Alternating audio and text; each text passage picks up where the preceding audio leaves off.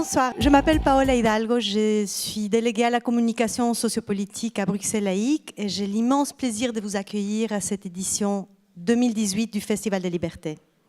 Une édition consacrée au pouvoir, à la complexité du pouvoir, au complexe du pouvoir.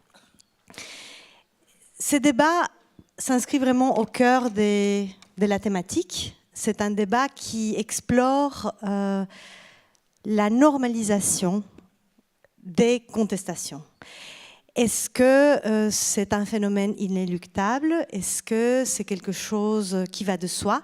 Nous voulons en tout cas problématiser cette question ici avec un panel divers que je vais bientôt vous présenter.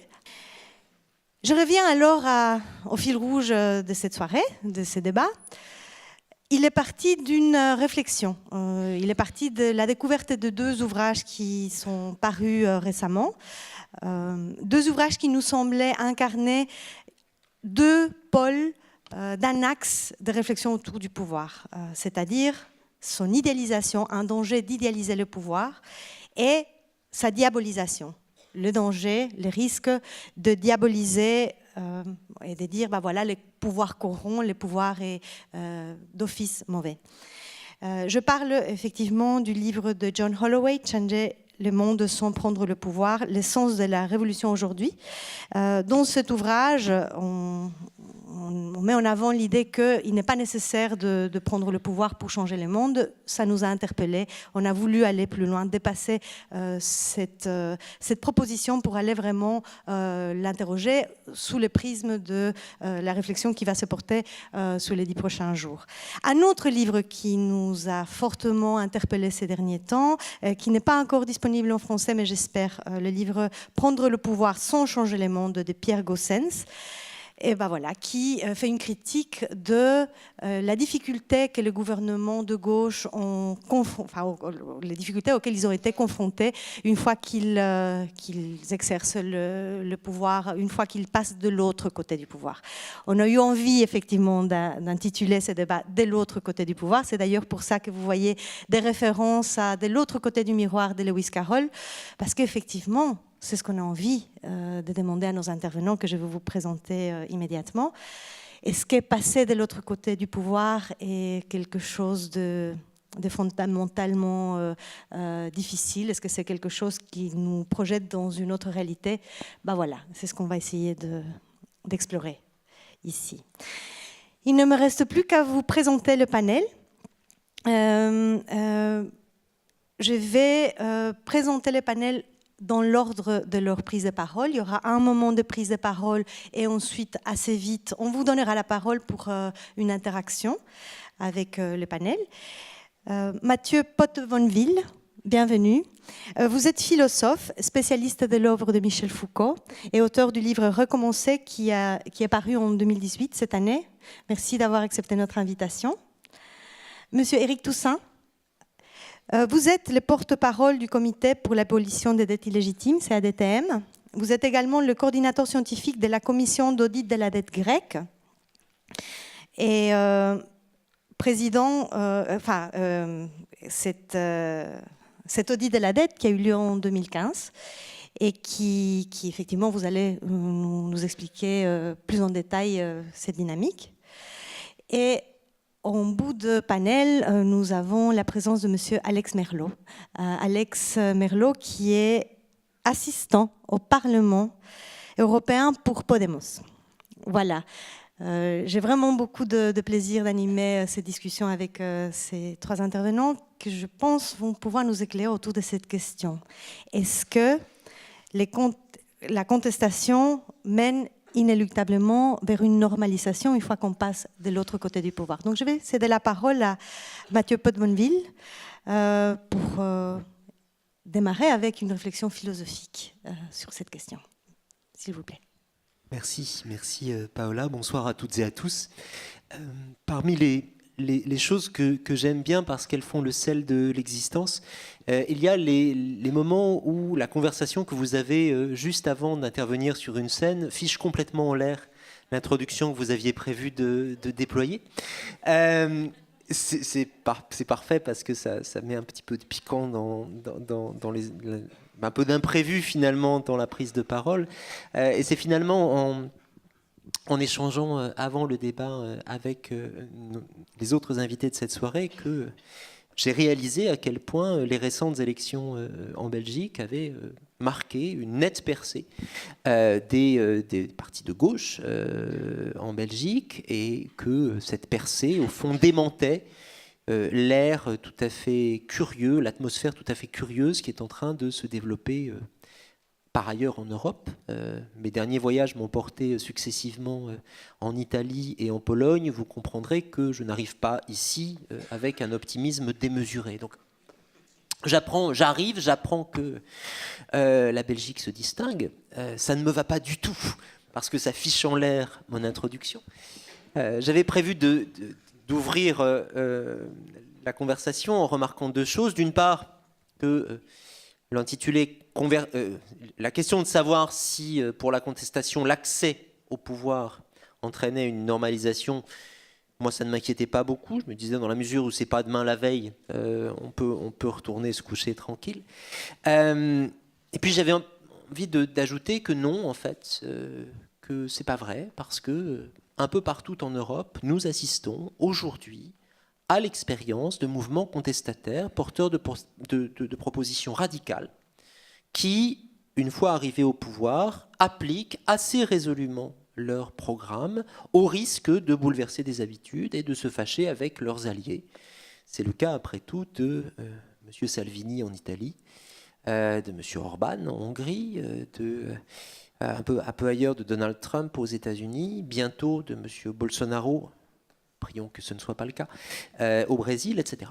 Autrement dit, et pour être un peu sérieux cette fois, je trouve que cette question, le climat actuel, le contexte actuel, où les choses sont au fond un peu à front renversé, c'est-à-dire où un certain nombre de mouvements autoritaires et identitaires fonctionnent assez bien de manière rhizomatique, de manière en réseau, de façon fluide, s'échangent des informations, s'échangent des éléments de langage. Cependant que de l'autre côté, du côté des mouvements progressistes, des mouvements émancipateurs, on se bagarre pour savoir qui est le chef. Que cette situation-là, et ce qu'elle engage de danger en Europe et pour le monde, nous engage à une double vigilance, au fond. D'une part, une vigilance à l'égard d'un soupçon de principe, et je commencerai par là, d'un soupçon de principe vis-à-vis de la compétition pour le pouvoir. Au fond, cette idée qu'il n'y a de vie et d'action qu'à l'extérieur, que dans une extériorité radicale vis-à-vis de toute forme de prise de responsabilité dans les rouages de l'État, cette idée-là ne gêne pas beaucoup ceux qui, d'un côté qui n'est pas le mien, vont assez facilement aujourd'hui se poser la question de la prise de pouvoir, des contextes culturels qui la rend possible et de ce qu'elle permettra de faire. Donc, je commencerai par là, par peut-être interroger cette idée ou cette hantise de la récupération, cette hantise de l'instrumentalisation par le système, en interrogeant ses racines philosophiques. Et puis, l'autre vigilance à laquelle, à mon avis, cette situation nous enjoint, c'est de faire attention pour autant aux conditions de la question du pouvoir, de la question de l'accès au pouvoir, parce que l'imminence du danger ne doit pas nous faire perdre de vue les conditions sous lesquelles on peut y parer. Et de fait, il ne suffit sans doute pas de se rallier avec armes et bagages à des gouvernements techniques, de lisser ce qu'il peut y avoir de contestataires dans nos positions au nom du danger imminent. Il ne suffit sans doute pas de cela pour écarter le danger. L'échec des gouvernements techniques un peu partout en Europe et dans le monde le montre assez bien. Donc comment on fait ? Deux questions donc, et vous me pardonnerez de les poser sur le terrain de la philosophie en prenant pas mal de recul. Il ne fallait pas m'inviter.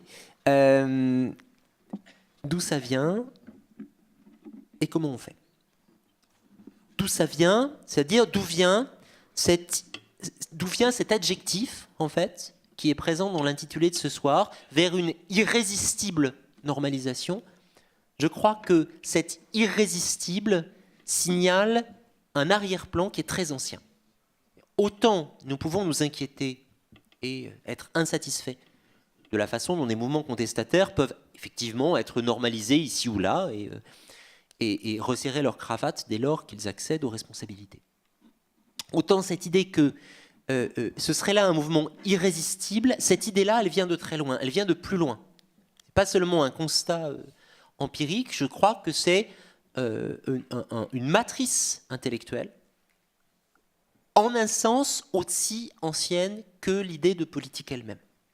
Depuis que on parle et qu'on essaie de penser la politique, cette question-là, elle est présente et on pourrait en faire d'une certaine façon la généalogie.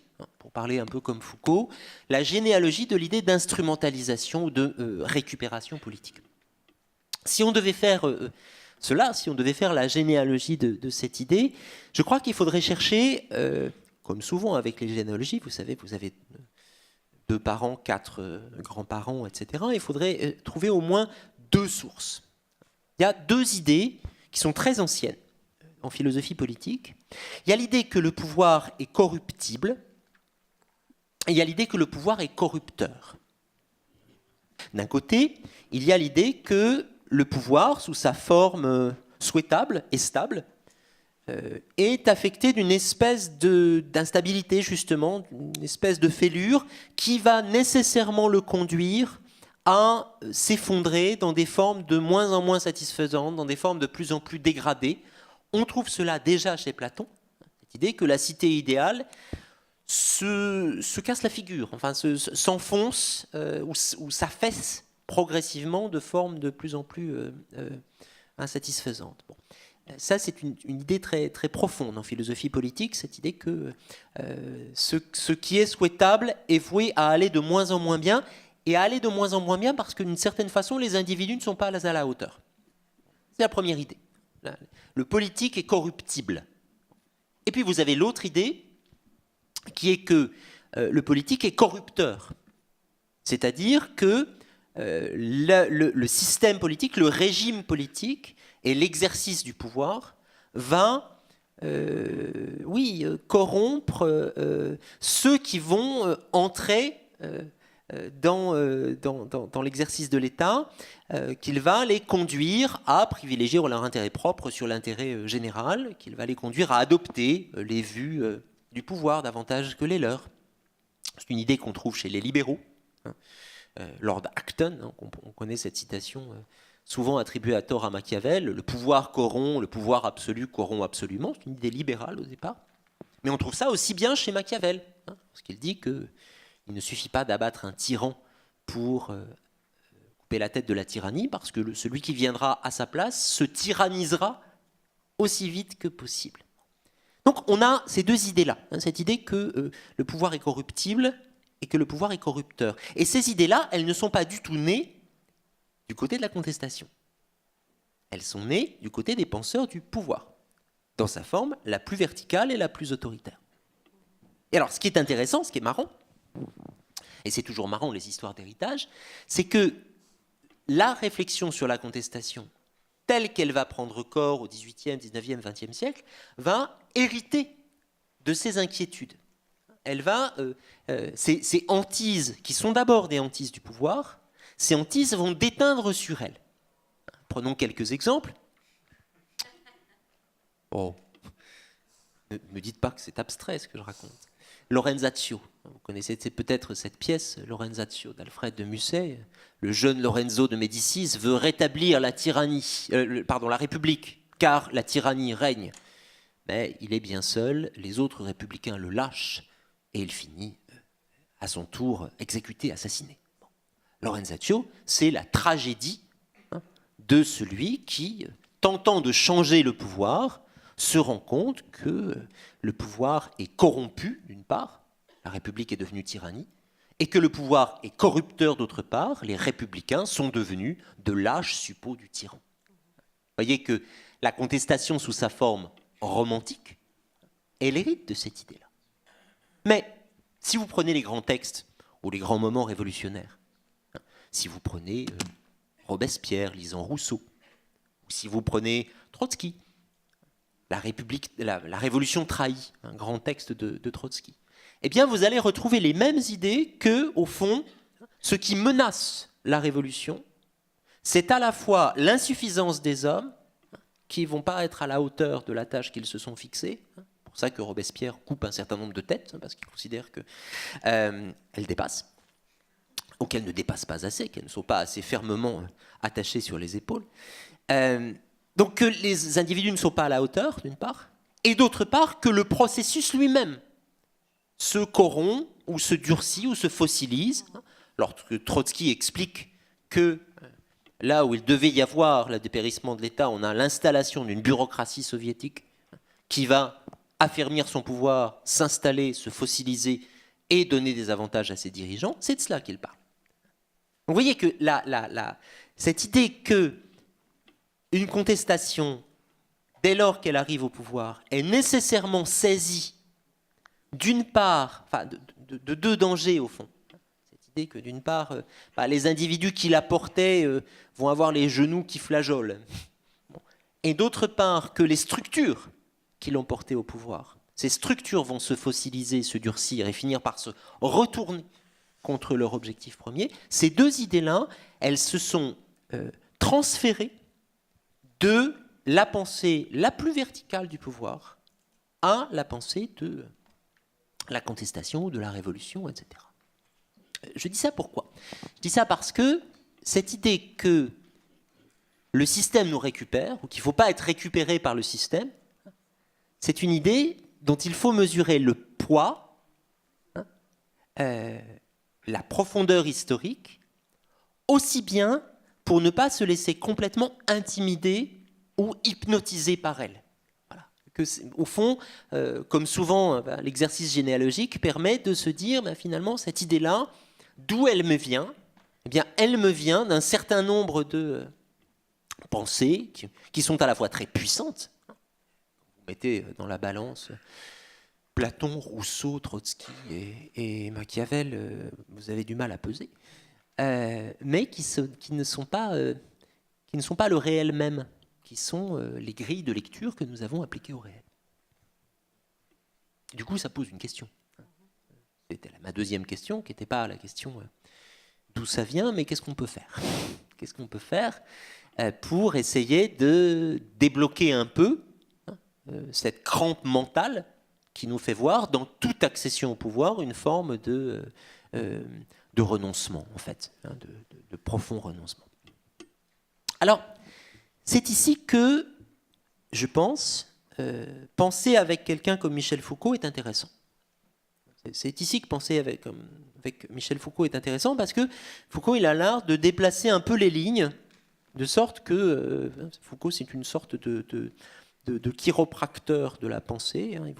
Il vous appuie dans certains endroits et d'un coup, ça se débloque. Alors, où est-ce qu'il appuie, Foucault, sur ces questions-là ? D'abord, il appuie un peu où ça fait mal, ça ne va pas nous aider, c'est-à-dire que lorsqu'on regarde les combats auxquels Foucault s'est intéressé, ce sont plutôt des combats qui se sont déroulés radicalement hors pouvoir.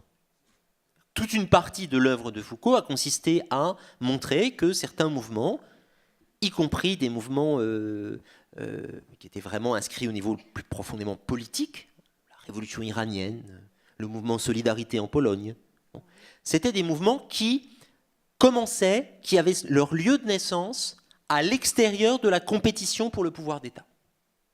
Au fond, il y avait du politique en dehors de la politique.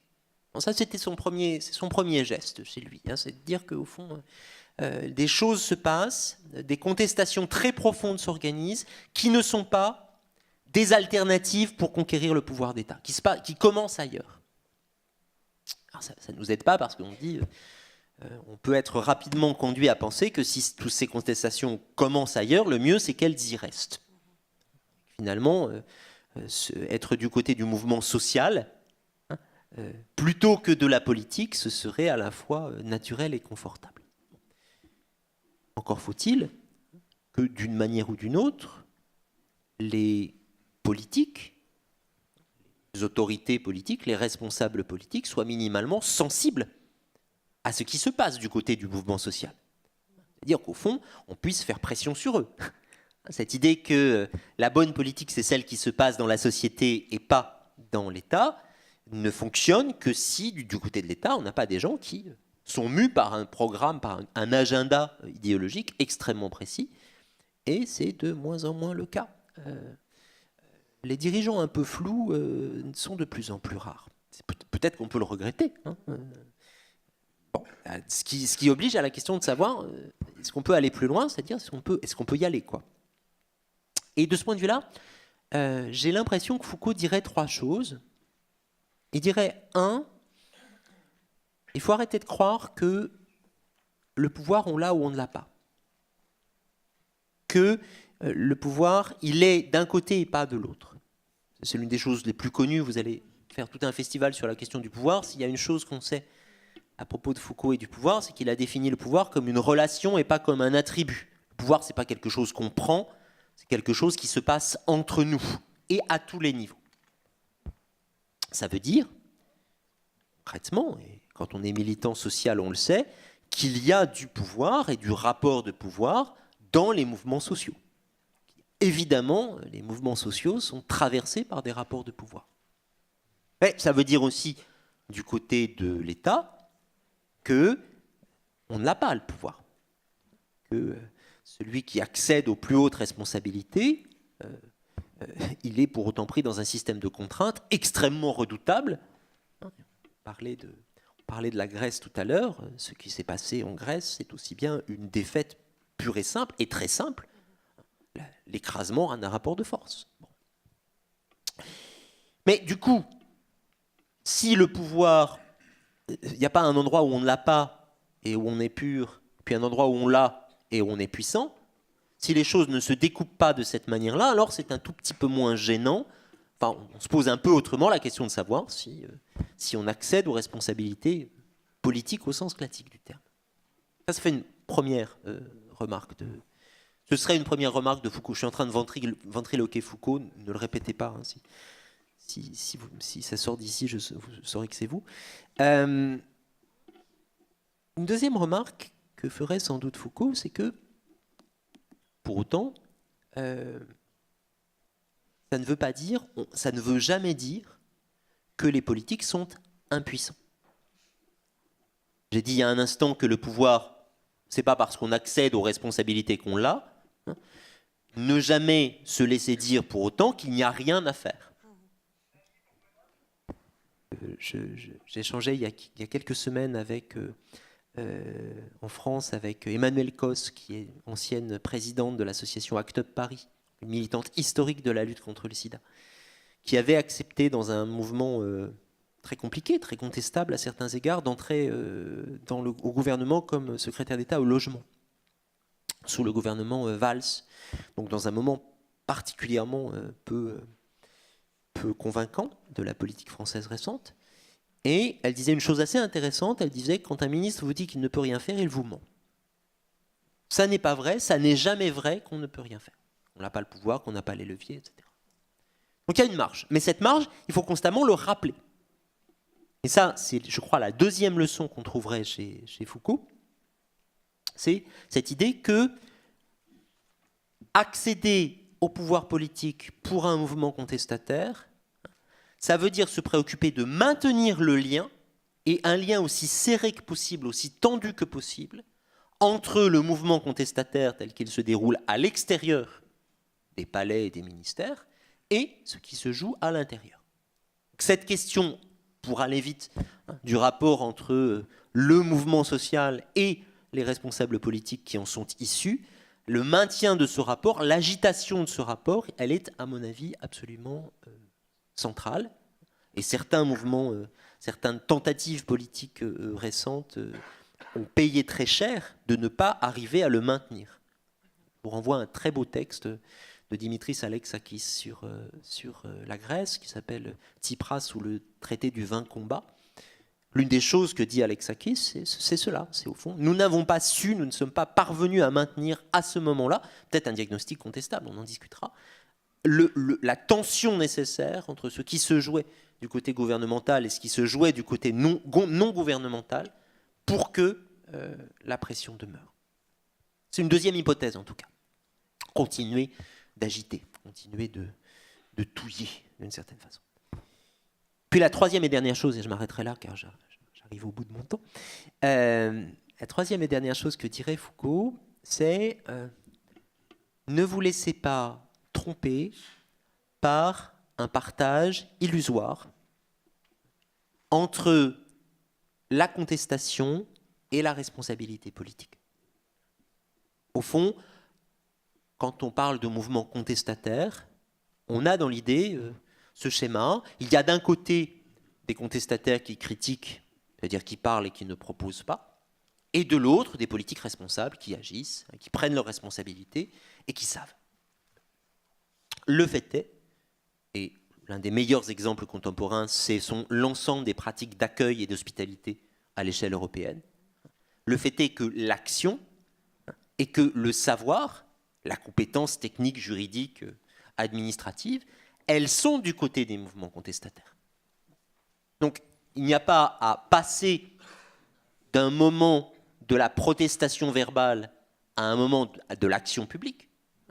Il y a à faire transiter un savoir, une expertise ou une contre-expertise qui se passe au niveau des mouvements sociaux et des pratiques qui se jouent au ras de la société, à demander, à exiger, à obtenir leurs conditions politiques d'exercice. Parce qu'il est bien vrai qu'aujourd'hui, on peut faire beaucoup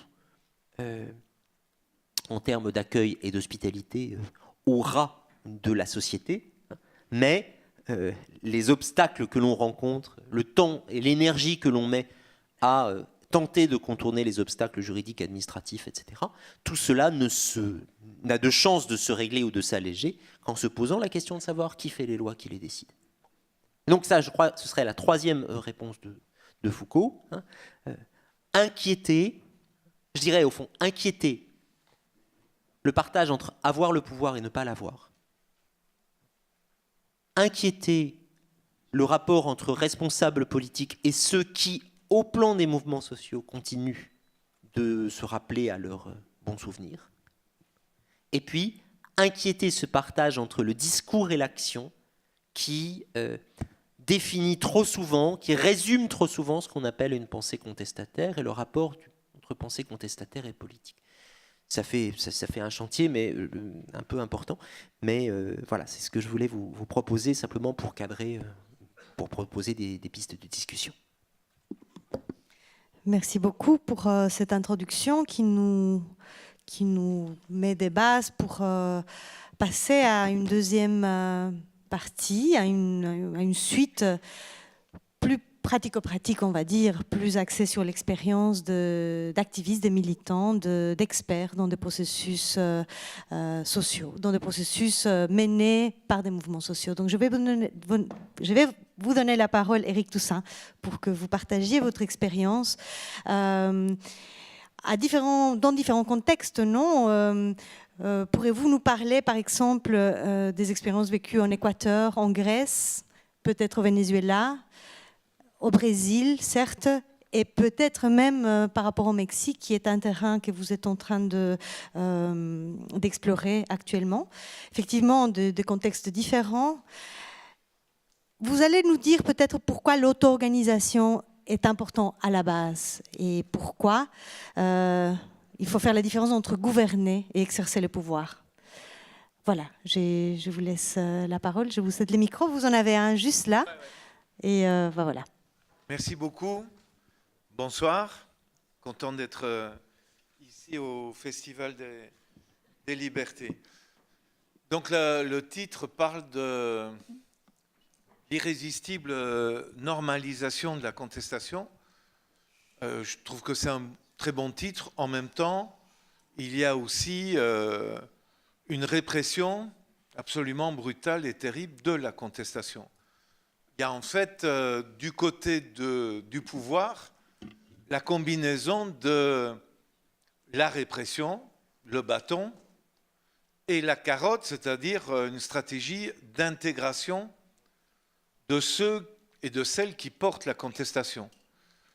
Et il y a une capacité extrêmement grande, puissante, de la part du véritable pouvoir dans cette société, d'intégrer effectivement et de normaliser les contestations. Donc, le nombre de forces politiques, par exemple, qui annonçaient, on peut parler au cours des 2 siècles de lutte sociale et d'émancipation, qui annonçaient un changement radical et qui, se trouvant dans une situation de pouvoir, ont été intégrés au système et n'ont fondamentalement rien changé, le nombre d'exemples est impressionnant, du 19e siècle jusqu'à aujourd'hui.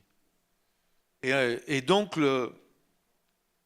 ceux qui occupent réellement le pouvoir dans cette société, à la fois répriment la contestation, et nous vivons une période d'accentuation de la répression, et le prétexte de la lutte contre le terrorisme a donné des ailes à ceux qui voulaient mettre fin à toute une série d'exercices de droit, et ça s'est traduit dans des législations et dans des pratiques que nous avons vécues en Belgique, en France et dans des tas de pays. Donc il y a une répression de la contestation, mais il y a effectivement, à chaque grande vague de contestation, une capacité d'intégration. Et on est en train maintenant de vivre une situation tout à fait, un cas de figure tout à fait pratique au lendemain des élections du 14 octobre, dans la partie wallonne et bruxelloise du pays. C'est-à-dire que, alors qu'à Bruxelles et en Wallonie, il y a manifestement un tournant significatif à gauche, le PS perd, mais le PTB et d'autres forces gagnent beaucoup plus que ce que le PS perd. Et dans toute une série d'endroits, l'addition de ceux qui restent dans les votes PS, plus le PTB, plus d'autres initiatives qui, à certains endroits, ont été présentes, comme dans ma ville, à Liège, il y avait à la fois une liste PTB, il y avait Vert Ardent, il y avait Vega, il y avait, je dirais, 3 listes plus ou moins à la gauche du PS, et le tout s'est renforcé avec une chute du PS. Et vous savez, comme moi, ici à Bruxelles, avec la proposition de Cathy Moureau, c'est ça, au PTB, et dans d'autres villes, que le dilemme qui se pose pour le PTB, dont je ne fais pas partie, pour ceux qui ne le sauraient pas, ici dans la salle, le dilemme du PTB, c'est est-ce que, sur la base d'excellents résultats électoraux, où le nombre d'élus à Bruxelles passe de, si je ne me trompe pas, de 2 à 36 élus, est-ce que le PTB fait le choix d'aller au pouvoir municipal? Et c'est un dilemme. La réponse que le PTB va donner va être extrêmement importante pour l'avenir. La réflexion aussi pour moi, c'est qu'est-ce que le pouvoir? C'est-à-dire, où est le pouvoir? Est-ce que le pouvoir, je vais revenir à cette question de la Belgique aujourd'hui, de la Wallonie, de Bruxelles, etc. Mais est-ce que le pouvoir, c'est le conseil municipal? Est-ce que c'est le majorat? Est-ce que le pouvoir, c'est le Parlement? Est-ce que le pouvoir, c'est le gouvernement? Non, le pouvoir, il situe le cœur du pouvoir.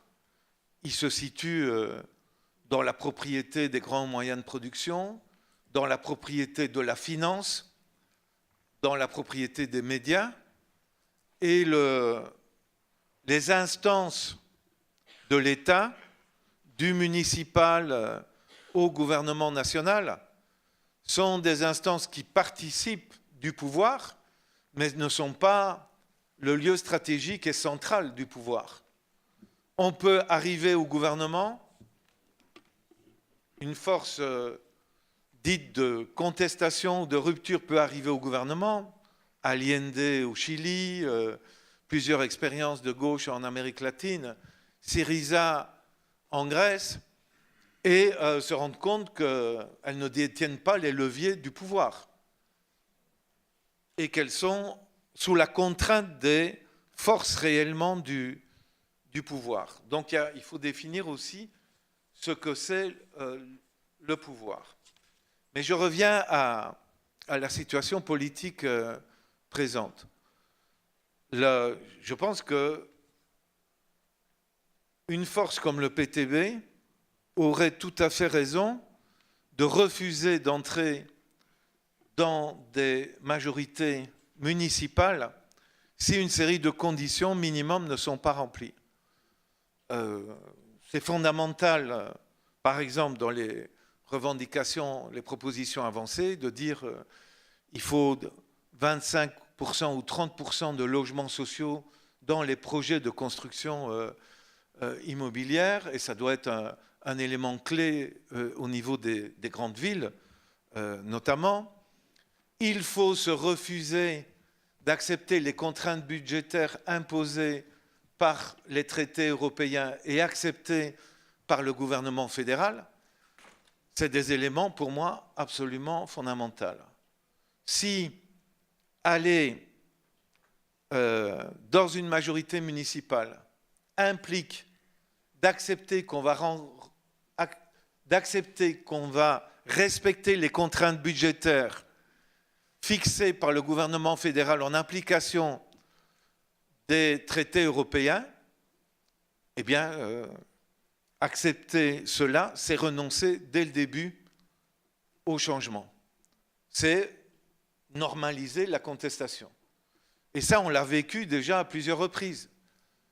J'ai vécu l'arrivée des écolos au pouvoir de la ville de Liège en 1982.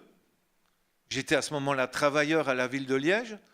Et les écolos qui arrivaient, il y avait 2 endroits en Europe où les écolos accédaient au pouvoir dans une ville, c'était Francfort, où Daniel Cohn-Bendit était un des dirigeants des Grünen, des Verts allemands, et les Verts, les écolos à Liège. Et dans les 2 cas, mais surtout à Liège, pour être au pouvoir avec le Parti socialiste, ils ont accepté d'imposer un programme d'austérité. Et ils se sont normalisés à une vitesse V'. Et écolo est dans cette normalisation. Évidemment, quand on entend quelqu'un comme Philippe Lambert sur les ondes de la RTBF dire que c'est très bien de faire des majorités en tant qu'écolo avec le MR, ou avec le CDH, ou avec le PS, ça indique le niveau de normalisation d'une telle force politique. Or, Philippe Lambert est plutôt l'aile critique chez les Verts. Donc en fait, pour une force politique qui représente à un moment donné, au niveau de la société, qui traduit quelque part une volonté de changement radical, il n'est pas possible de faire une transaction, de transiger là-dessus, sous le prétexte que ce serait pire de ne pas être dans une majorité. Il vaut mieux, dans une série de cas, prendre le parti, pas au sens partidaire, mais prendre le parti de la contestation, de se dire nous représentons manifestement un courant important de la population et nous voulons, à partir de la mobilisation au niveau de la base, contribuer à résister à la normalisation et à la perpétuation de l'austérité et des réformes structurelles néolibérales. Et donc ça, c'est des choix, évidemment, extrêmement difficiles à faire. Et sachant que, de toute manière, être au pouvoir dans une ville, même dans une grande ville, ce n'est que être dans un sous-secteur de l'appareil d'État qui n'est lui-même qu'un élément du pouvoir dans la société globale. Donc pour moi, c'est extrêmement important. Et ce que je dis là, ben, ça se vit. Alex Merlo qui va parler après moi. Mais Podemos avec d'autres forces ont gagné les élections municipales dans une centaine de villes en Espagne en 2015. Podemos avec d'autres forces sont arrivés au pouvoir municipal à Barcelone, à Madrid et dans d'autres villes. Et qu'est-ce que ça donne? Il faut tirer un bilan. Je pense effectivement qu'il y a là, qu'il ait raison, que c'est correct, comme l'indique le titre, qu'il y ait une normalisation de la contestation. Je m'explique. Quand on arrive au Mayorat, et dans le cas de Podemos et de ses alliés, ils sont arrivés à avoir la mairie carrément. La maire de Madrid, Manuela Carmena, la maire de Barcelone, Ada Colau, sont issus du mouvement. Et Ada Colau, en plus du mouvement de lutte contre les expulsions de logements dans le cas des questions de dette hypothécaire abusive. C'est un gouvernement municipal minoritaire dans les deux cas, et on voit qu'il y a un phénomène de normalisation. Et que par exemple, si on arrive au pouvoir municipal et qu'on ne se pose pas la question de remettre en cause l'austérité imposée par le gouvernement, on est dans des limites de contraintes budgétaires où, grosso modo, on gère la misère financière. On peut améliorer les conditions de vie certainement des plus opprimés, des plus exploités, des plus pauvres. Mais pauvres, c'est juste un qualificatif. C'est d'abord des personnes exclues activement, exploitées, opprimées. On peut bien sûr améliorer, mais aussi on rentre dans une logique où on dit ben, on a fait de son mieux dans le cadre de la marche qu'on avait. Et on commence à théoriser là-dessus. Parce qu'il faut présenter un bilan positif. Et donc on ne va pas parler des très gros problèmes qui empêchent les changements réels. Bon, maintenant, je n'en déduis pas qu'il ne faut pas participer au pouvoir.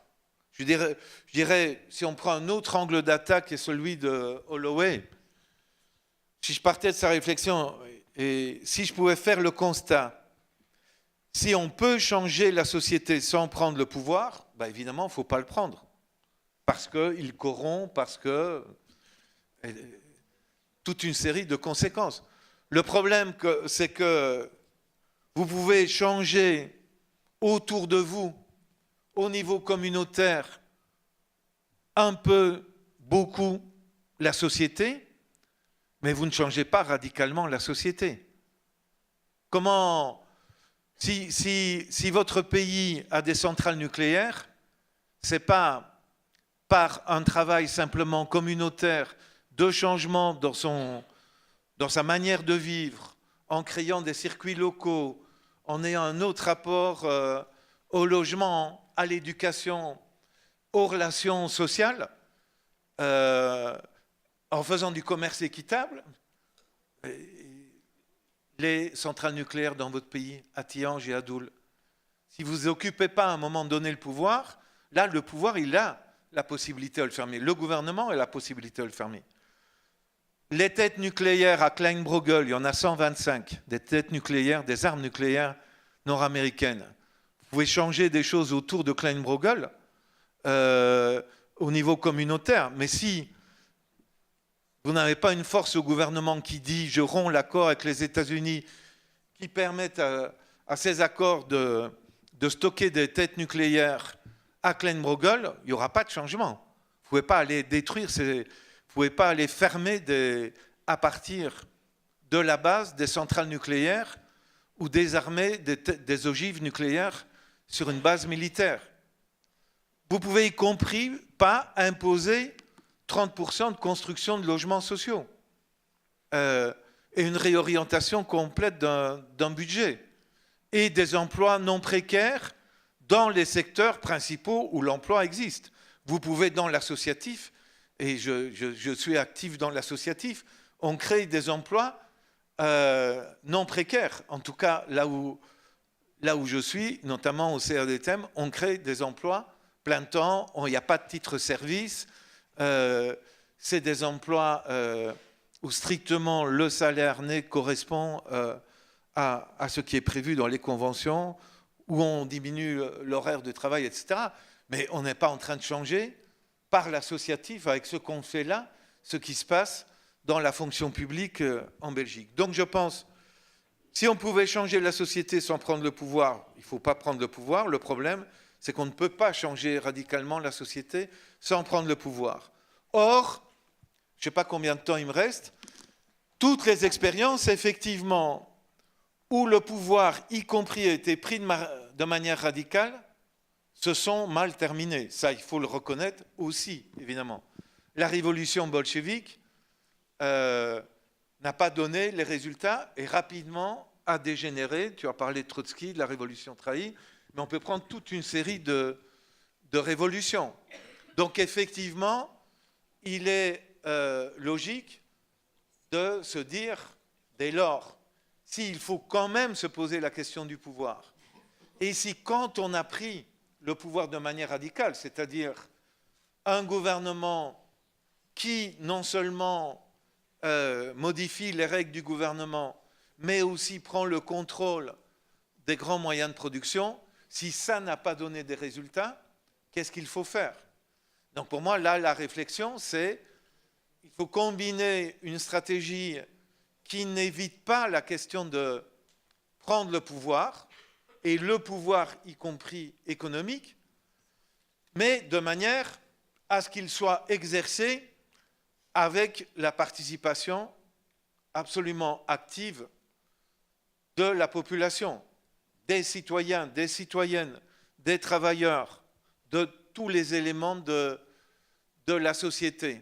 S'il n'y a pas l'auto-organisation, s'il n'y a pas le contrôle ouvrier, s'il n'y a pas la dynamique d'autogestion, toute politique de conquête, entre guillemets, du pouvoir, pour ensuite, à partir du haut, changer radicalement la société, ne pourra pas donner de résultats.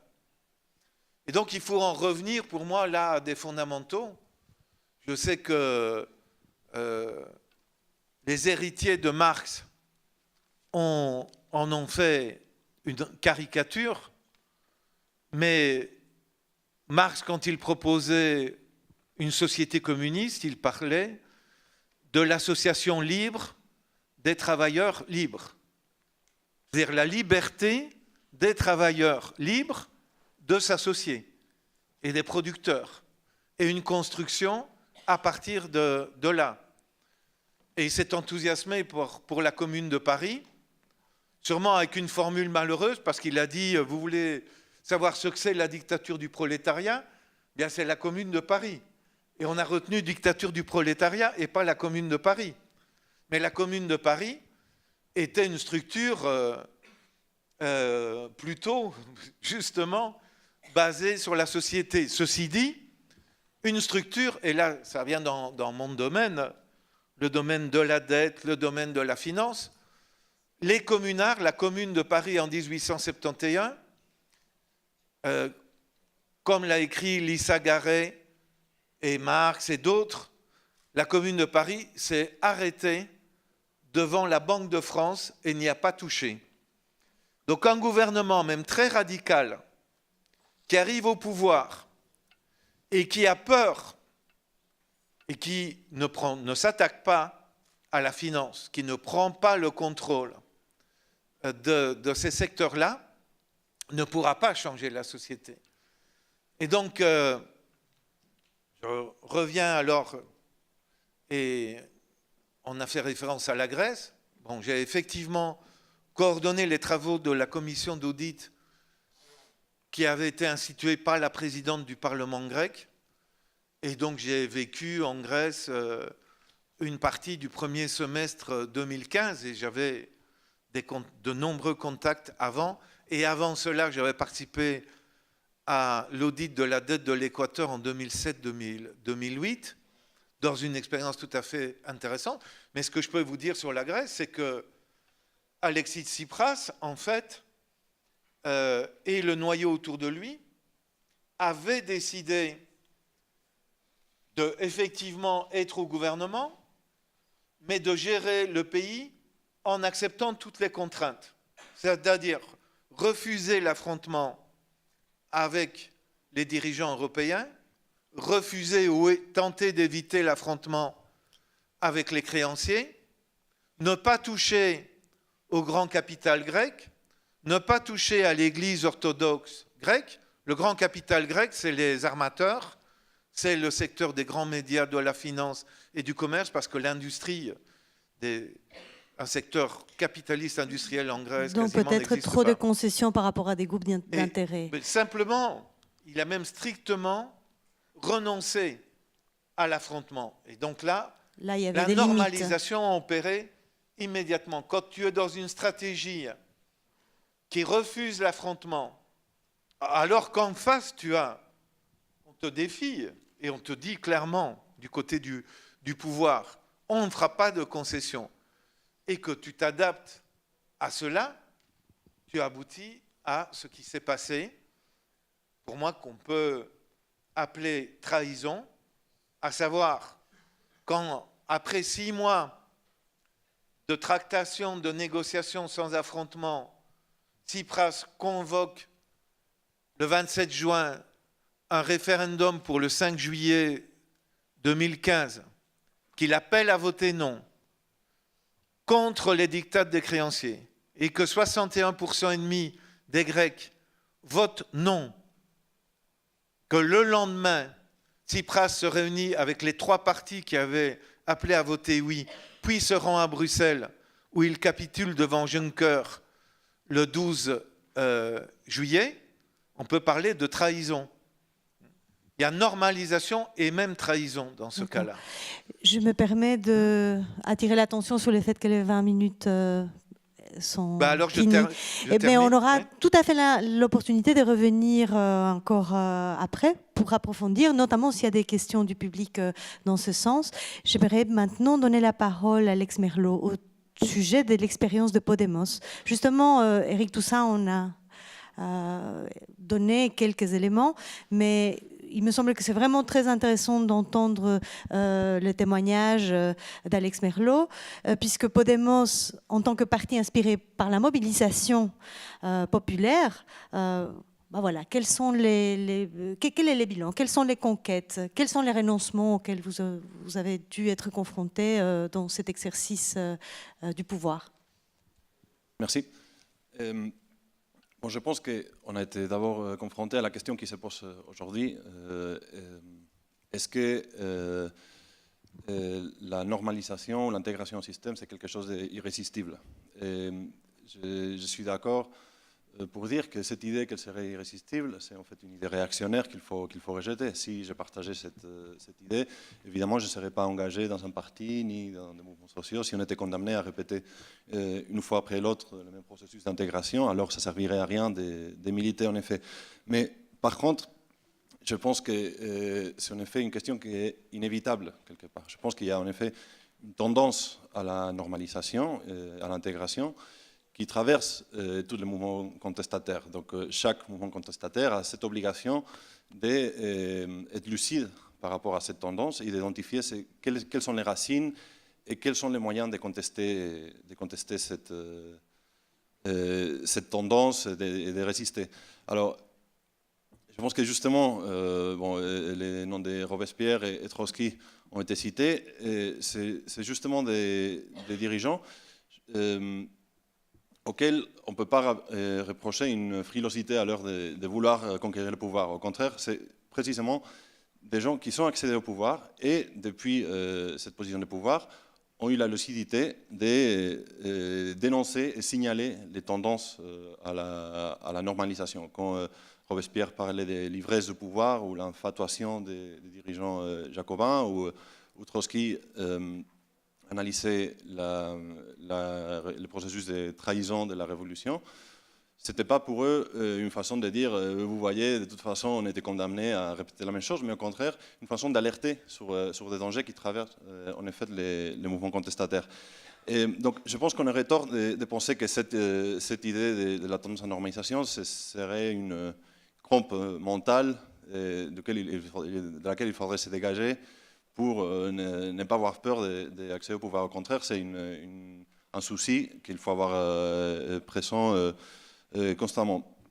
Donc, voilà, cette idée que la normalisation, c'est quelque chose, c'est pas seulement un danger externe qui est produit par l'ennemi, mais aussi c'est quelque chose qui trouve sa racine dans les mouvements ouvriers, dans les mouvements de contestation eux-mêmes. Donc, voilà, il faut regarder les choses en face de cette façon.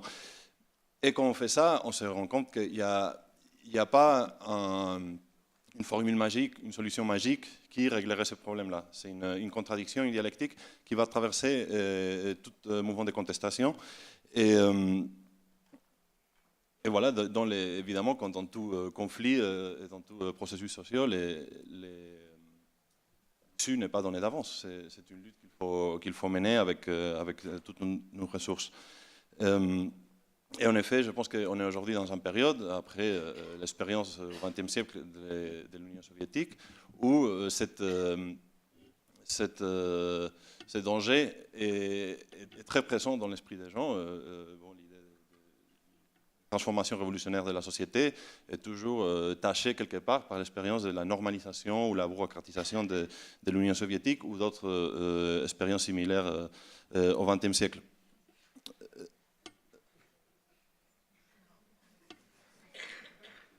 Voilà, je parlais de Podemos tout à l'heure. Donc justement, je parlais de Podemos. Je pense que la principale vertu, l'aspect le plus intéressant de Podemos, c'est le fait qu'il est né après un grand processus de mobilisation populaire, les dits mouvements des indignés ou mouvement 15 mai, qui avait justement dénoncé très fortement la bureaucratie des partis et des syndicats, la manque de démocratie de ces organisations, la manque de transparence, la corruption notamment, ça avait été une des principales raisons de la révolte, et donc qui posait des exigences très claires et très fortes aux partis politiques. Donc au moment où Podemos est né, cette organisation est née quelque part en rupture avec les mouvements sociaux, parce que bon, il y avait cette idée, il suffit plus de faire une résistance populaire par la base, mais il faut aussi se poser la question de comment accéder au pouvoir. Mais quelque part, on devait répondre à toutes ces exigences et surtout s'assurer qu'on ne deviendrait pas un parti comme les autres. Et cela obligeait au parti, dès le début, à établir, disons, certaines mesures ou certaines règles qui sont censées empêcher ce processus de normalisation ou bureaucratisation. Donc, on sait qu'une des premières racines de la normalisation de partis politiques, c'est justement l'accès aux privilèges matériaux de la part des dirigeants et des représentants de ces mouvements. Une fois qu'on devient élu, député, on touche un salaire énorme, mais, qui est donné par l'État bourgeois, mais pas seulement les députés et les élus, mais y compris pour quelqu'un, un jeune sans emploi, le fait de trouver une responsabilité au sein du parti Podemos, même pas une fonction de représentation, mais juste le fait de, je sais pas moi, gérer des réseaux sociaux de parti ou devenir un organisateur, trésorier, peu importe, c'est déjà un avantage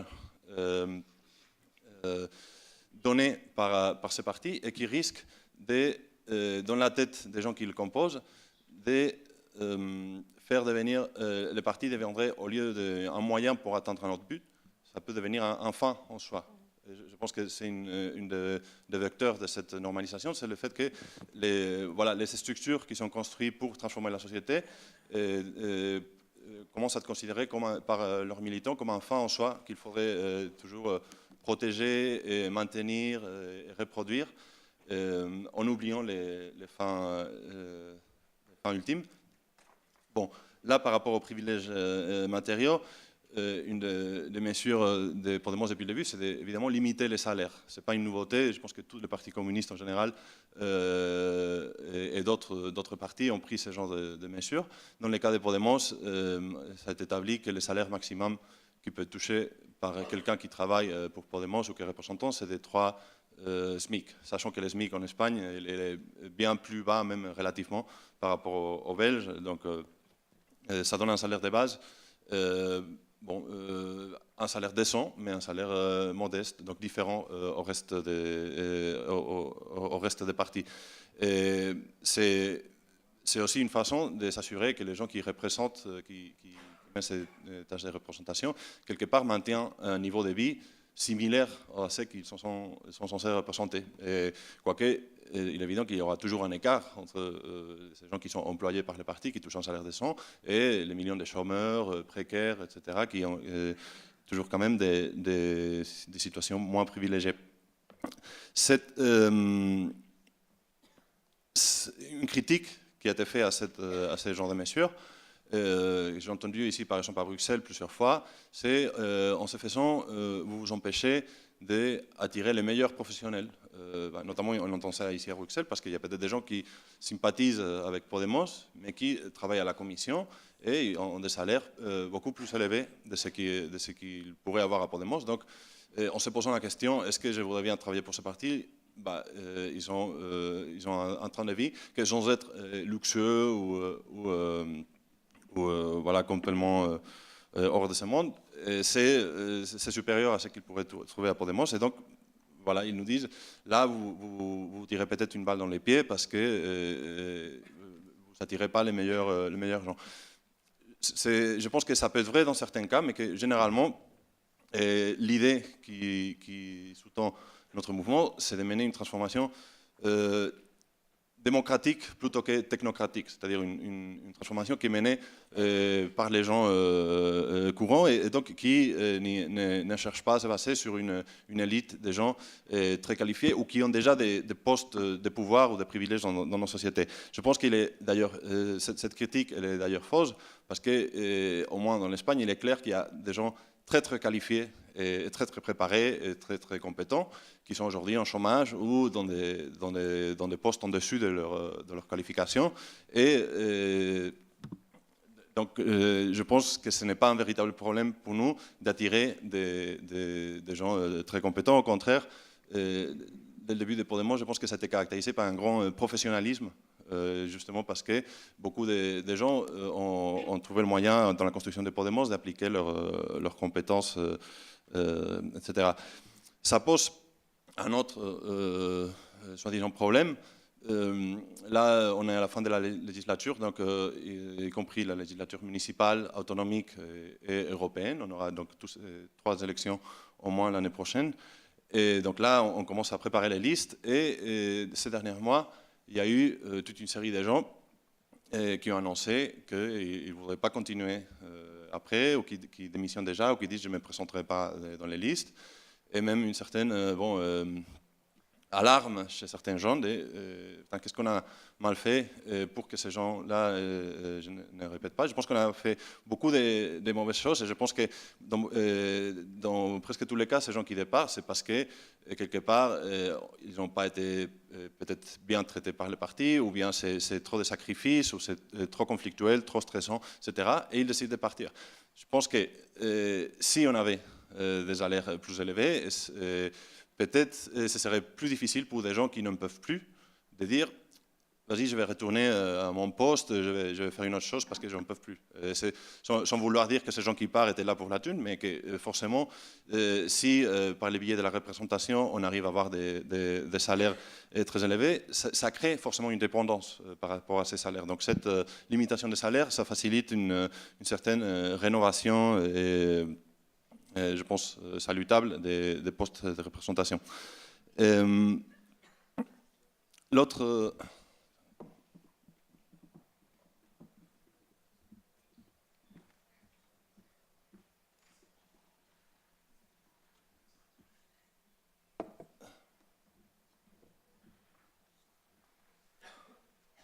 Donc, une autre mesure, à mon avis, très importante, et qui aussi a été quelque part imposée par l'ambiance générale en Espagne après le mouvement des indignés, c'est un engagement de transparence de la part de Podemos par rapport à ses comptes, ses finances, des partis, des élus, etc. Ça répond en effet à cette mobilisation contre la corruption, contre l'opacité des partis. On a eu énormément de cas de financiation irrégulière de la part des partis au pouvoir. Et donc, cette demande de comptes clairs de la part des partis s'obligeait à Podemos à s'engager à publier l'ensemble de ces comptes, disons, de façon volontaire et préalable à toute enquête ou demande de l'État. Donc, c'est-à-dire que, par exemple, l'ensemble de la gestion des fonds parlementaires qu'on reçoit au Parlement européen sont publiés sur ce qu'on appelle un portail, un site de transparence. Donc sur Internet, vous pouvez aller et voir combien moi j'ai touché, combien on m'a remboursé pour le voyage que j'ai fait la semaine dernière, etc., etc. Et comme ça pour l'ensemble de l'argent qu'on touche. Il faut dire d'abord que cette mesure, ça peut avoir un effet contradictoire parce qu'il est évident que le fait d'avoir des comptes comme ça prend beaucoup d'efforts et donc des postes de travail qui sont dédiés exclusivement à ça. Donc des gens qui sont embauchés par exemple par nos délégations pour publier régulièrement l'ensemble de nos comptes. Et donc plus de travail que d'autres partis qui ne font pas ça. Et donc on pourrait, et ça a été dit, en fait ça crée une bureaucratisation parce qu'on met trop de travail justement à des gestions internes du parti, etc. Bon, je pense qu'à nouveau il est faux. Je pense que c'est du travail bien investi de s'assurer justement pour faire face à cette tendance inévitable à l'autonomisation du parti, à la mauvaise gestion des sous, qu'on met ce boulot-là en œuvre.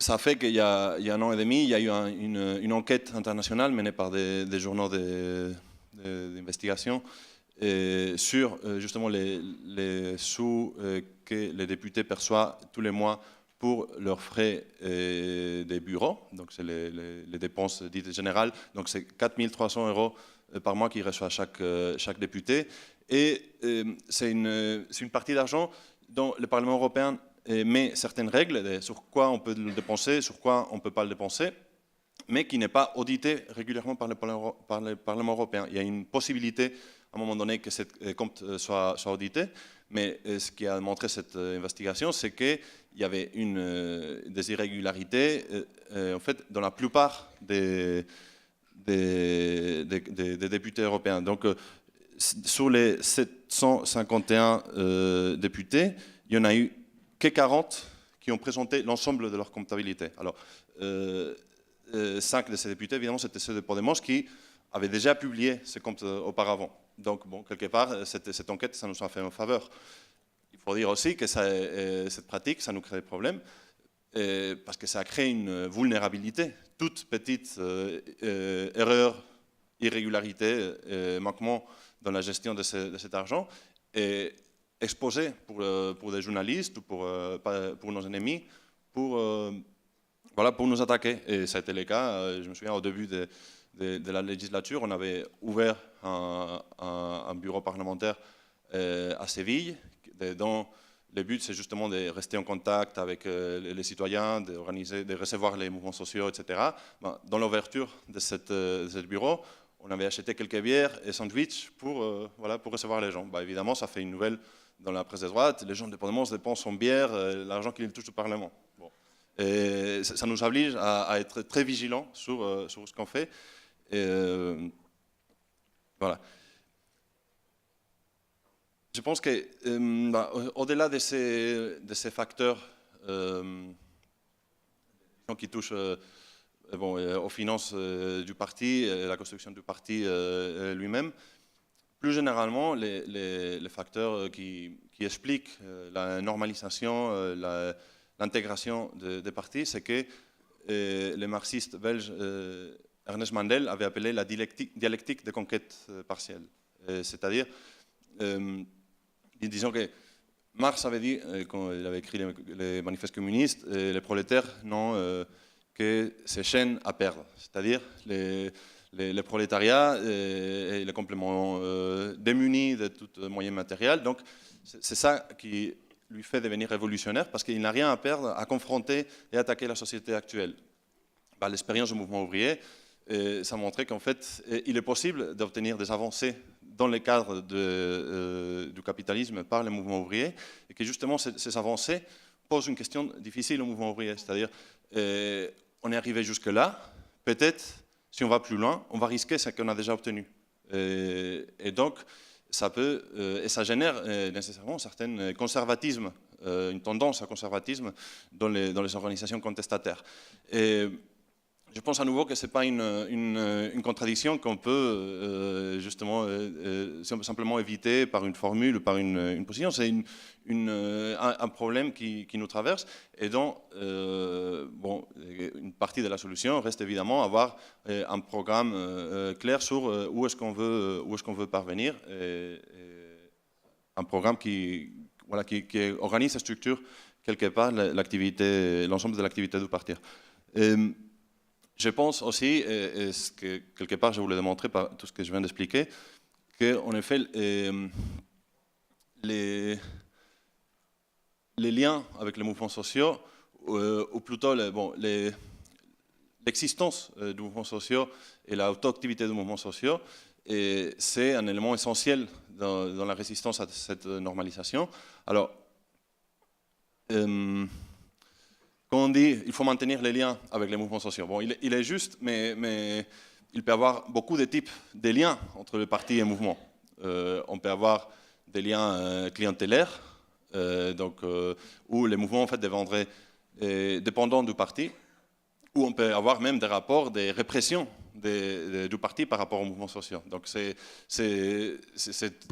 tout le temps des rapports et des liens, mais des rapports et des liens qui restent problématiques. Je pense que dans tous les cas, les rapports entre les mouvements sociaux et les partis et l'État, c'est nécessairement conflictuel. Disons, ce conflit, on ne pourra pas l'effacer, les gommer.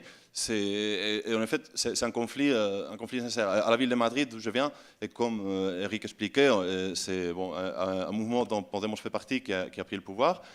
On a eu, il se sont passées beaucoup de choses, mais entre autres, il y a eu une occupation, donc un squat qui a été créé par des activistes, certaines liées à Podemos ou liées au mouvement qui arrivait à la mairie de pouvoir, qui a créé un nouveau squat qui s'appelle l'Ingouvernable.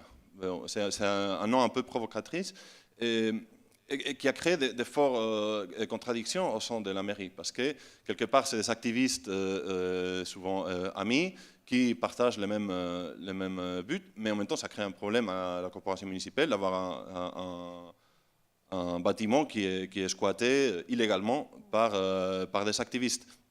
Je pense que les gens qui ont squatté ce bâtiment, ils ont eu raison, même si la mairie, c'est une mairie amie, ce n'est pas une raison pour cesser l'auto-activité des mouvements sociaux. Au contraire, il faut en profiter pour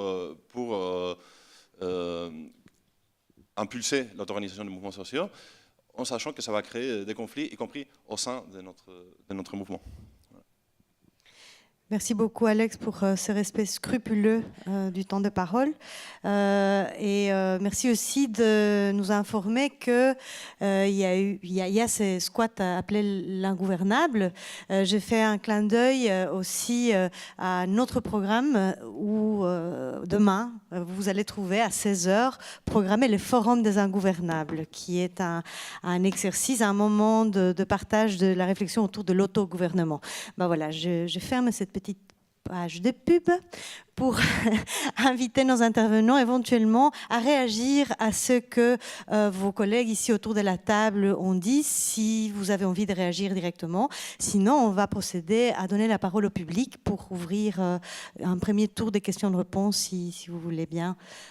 Voilà, donc est-ce que vous voulez réagir à ce premier tour de table? Oui, Mathieu, s'il vous plaît. Juste une précision, parce que j'ai été passionné par votre intervention. Simplement dire que ma présentation était sans doute trop rapide. Je n'entendais pas que la question de la normalisation et le risque de normalisation était simplement une illusion. Je pense qu'en fait, les choses peuvent être lues à deux niveaux, qu'à un certain niveau, il faut faire attention à ce que j'appelle la crampe mentale, à la manière dont cette représentation d'une normalisation irrésistible peut faire écran en fait à l'action politique. Mais en même temps, une fois reconnu cela, ce sont autant d'objets de prudence pratique qui sont absolument nécessaires. Vous avez dit à un moment que c'est une dialectique dont l'issue n'est pas donnée d'avance. Mon seul point était là, c'était de dire il n'y a pas de fatalité dans ce devenir ou dans cette normalisation. Par contre, il y a des précautions, et je trouvais que la série de précautions qui concerne finalement le rapport de chacun à soi-même aussi, c'est-à-dire au fond ce que ça change dans la conduite effectivement des individus qui sont pris dans ce mouvement collectif, toutes ces précautions sont à la fois utiles et passionnantes. Merci beaucoup. Je crois que nous pouvons vous inviter à intervenir. Il y a deux collègues qui ont... il y a deux micros à votre disposition. Donc, il me semble que Carla est ici à ma gauche avec un micro et Ulia est à ma droite pour vous faciliter la prise de parole. Je sais que tout le monde n'a pas envie de s'exprimer devant un micro, Carla, si tu veux bien, mais ça facilite énormément les échanges. Ça nous permet, nous, ici devant, de vous entendre. Donc, il me semble qu'il y avait un monsieur en t-shirt foncé qui voulait prendre la parole là. Merci beaucoup, Carla. Oui, bonsoir. Je suis italien et en cette période, on est en train de vivre une situation de normalisation d'un mouvement qui a fait de la contestation vraiment sa force. Cioè, ce mouvement, le Movimento 5 Stelle, a commencé avec il vaffanculo dei. Donc c'était vraiment contestation toujours. Un autre type de contestation de celle dont vous parlez, mais quand même, c'était la force du mouvement. Et moi, je suis bouleversé pour voir, j'ai jamais soutenu ce mouvement parce que sa dialectique déjà me faisait comprendre quel type de contestation était. Mais je suis bouleversé par voir comme la normalisation si rapide qu'ils sont en train de vivre. Ils sont un ascenseur de l'extrême droite en Italie. Et bouleversé pour voir que l'électorat ne contexte rien. Donc il n'y a pas une normalisation seulement du mouvement, mais de l'électorat. Et donc ça me questionne sur le fait, mais peut-être ce que cet électorat voulait, c'était vraiment seulement la prise du pouvoir finalement. Voilà.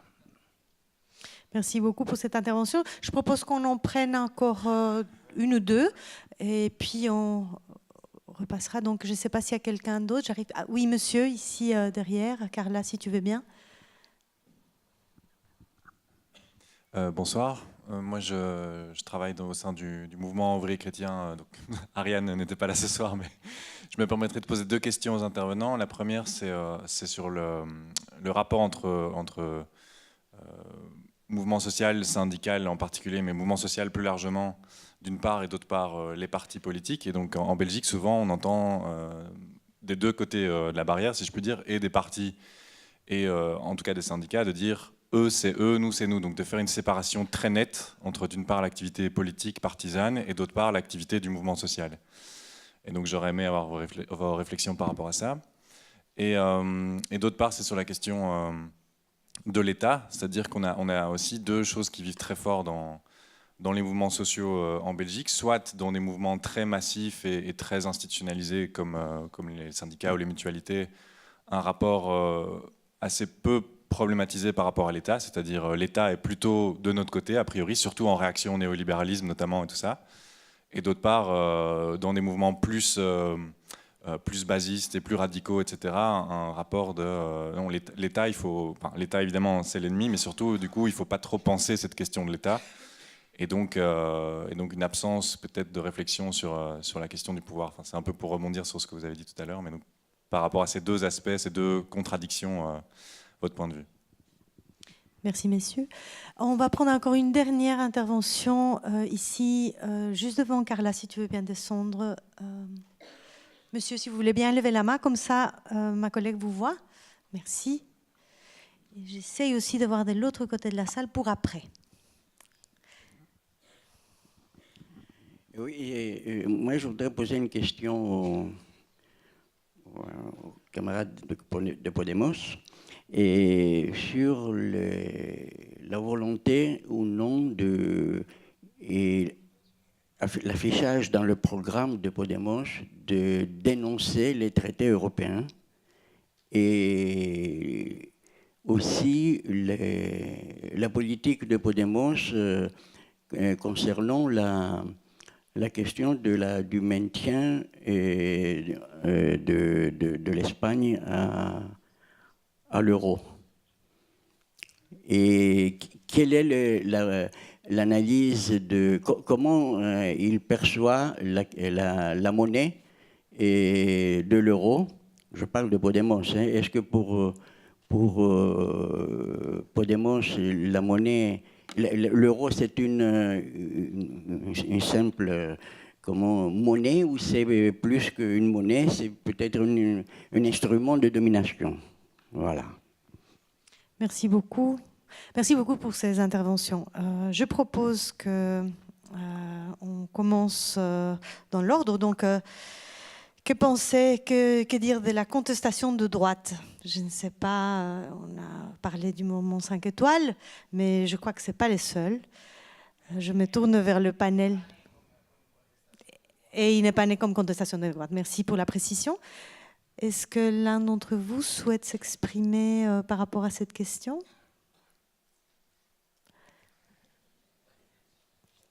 Juste là. Non, moi, ce qui me frappe, et c'est y compris peut-être pour une clarification avec Mathieu, moi, ce qui me frappe, c'est y compris la normalisation de la part du mouvement 5 étoiles et y compris de la Lega del Norte, donc de Salvini, qui pour moi représente un danger terrible. Hein. J'ai aucune illusion là-dessus. Mais ce qui est frappant, c'est qu'alors qu'ils ont mené campagne pour la sortie de l'euro, ou largement là-dessus, leur soumission à l'euro, c'est finalement, ils ont décidé quelque part de diriger le mécontentement essentiellement sur la question de la migration pour détourner l'attention par rapport à un désengagement qu'ils avaient annoncé dans leur campagne électorale. Qu'est-ce que je veux dire par là? C'est que même le secteur de la droite désobéissante, finalement, respecte le cadre européen. C'est juste un point. Je ne veux pas dire par là que j'attends de la droite qu'elle démolisse le cadre européen. Je préfère qu'on le démolisse, ce cadre européen, évidemment, à partir d'une orientation réellement internationaliste, de solidarité, de changement, donnant un contenu de refondation d'une intégration des peuples européens et pas dans le cadre évidemment d'une politique néolibérale pro-capitaliste et de forteresse Europe. Mais ça me frappe que même ces contestations à la victoire Orban et du côté polonais, qui s'affirment comme et qui gagnent un soutien populaire parce qu'ils s'opposent à l'Europe qui est détestée par une partie de la population, leur indiscipline est quand même relativement mesurée et essentiellement dirigée sur le thème migratoire de la part d'Orban, pas sur le thème de l'indiscipline budgétaire vraiment forte, etc. Mais voilà, c'est une remarque que je voulais faire de ce côté-là. Merci beaucoup, Eric. Est-ce que par rapport à cette question de la contestation plus de droite ou le mouvement 5 étoiles? Non, simplement dire que de ce point de vue, effectivement, si on fait de la contestation des traités européens le critère ou l'étalon qui permet de dire s'il y a normalisation ou pas, de fait, il y a des mouvements aussi divers que Orban ou Salvini tombent du côté de la normalisation. Reste qu'on voit bien que c'est peut-être du coup le concept même de normalisation qui a le dos large, parce qu'à l'intérieur de cette normalisation, outre l'obsession et la hantise migratoire, la question des libertés publiques par exemple, me paraît quand même... finalement, dans la norme, on peut faire beaucoup de choses différentes. Et c'est pour ça que, c'est sans doute mon côté foucaldien, j'aurais tendance à me méfier de cette frontière unique qui obligerait à dire qu'on est normalisé ou qu'on ne l'est pas. Alors, ça peut être une bonne nouvelle. Ça permet toute une série de dégradations, ou de dégradation selon le côté de la barrière où on se trouve. Oui,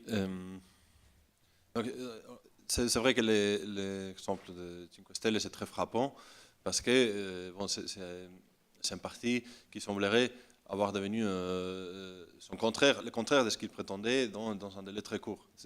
C'est d'ailleurs quelque chose qu'on a vu, je pense, historiquement, des partis qui devient exactement le contraire de ce qu'ils voulaient défendre, qui est cette dialectique, cette opération dialectique prodigieuse et très frappante. Et ce qui est frappant surtout, c'est que chez les partis sociodémocrates, ça a pris des décennies, presque un siècle pour s'achever.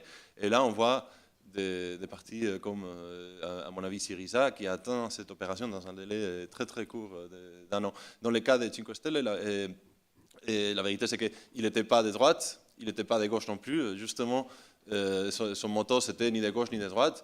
Et au-delà de ces étiquettes, je pense que une partie du problème, ça touchait ce que je disais sur l'importance du programme, c'est que finalement, on n'a jamais su très bien ce que Cinque Stelle prétendait. Et quelque part, ça prétendait reprendre une colère populaire vis-à-vis les partis, la corruption, etc. Mais évidemment, ça ne suffit pas pour établir un programme complet, de dénoncer les politiciens. Et ce qu'on a vu, c'est que sur cette base, en fait, on peut avoir des revirements complètement radicaux. Donc voilà, absence de programme. Et, par rapport au gouvernement de Salvini, je me permets de nuancer une chose, c'est que, à mon avis, le gouvernement de Salvini prétend désobéir par rapport aux questions migratoires, mais à mon avis, ce qui défend Salvini, ce qui fait Salvini est dans la continuité de ce qu'ils font les agences européennes et ce qui fait l'Union européenne de fait par rapport aux migrants.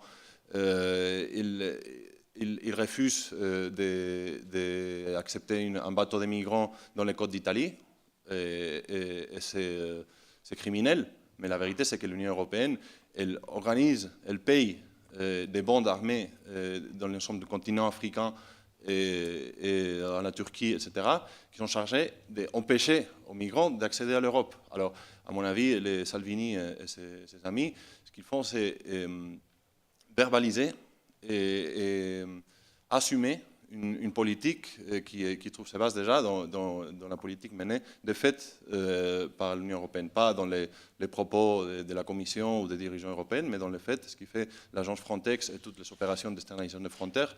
Malheureusement, ça correspond à ce que Salvini aujourd'hui se permet de revendiquer ouvertement. Merci beaucoup, Alex. Ne pose pas trop vite ton micro, parce que j'aurais voulu que tu enchaînes par rapport à la question plus spécifiquement posée par rapport à Podemos, et comment est-ce que Podemos se positionne par rapport à l'Europe, justement, par rapport à l'Union européenne, aux institutions européennes, mais aussi par rapport à la monnaie unique.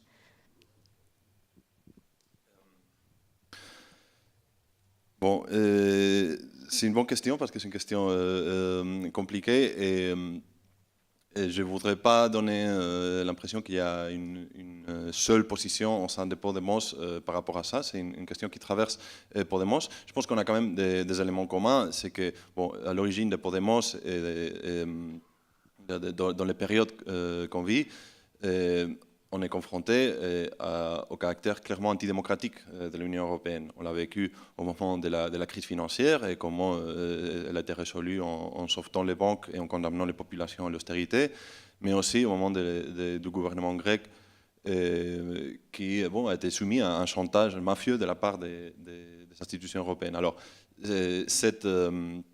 cette expérience de l'Union européenne en tant qu'entité antidémocratique, je pense que c'est partagé clairement par Podemos, et donc une opposition à ce type de fonctionnement. Par rapport au traité européen, bon, je pense qu'il est clair pour tous que les traités européens, disons que l'aspect néolibéral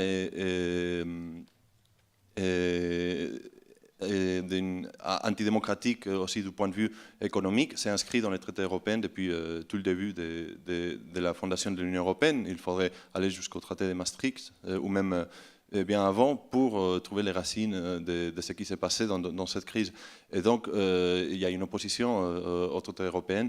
Je voudrais attirer l'attention sur les déclarations qui ont été signées par des dirigeants de Podemos et d'autres alliés européens, donc la France Insoumise en France, Bloco de Esquerda au Portugal et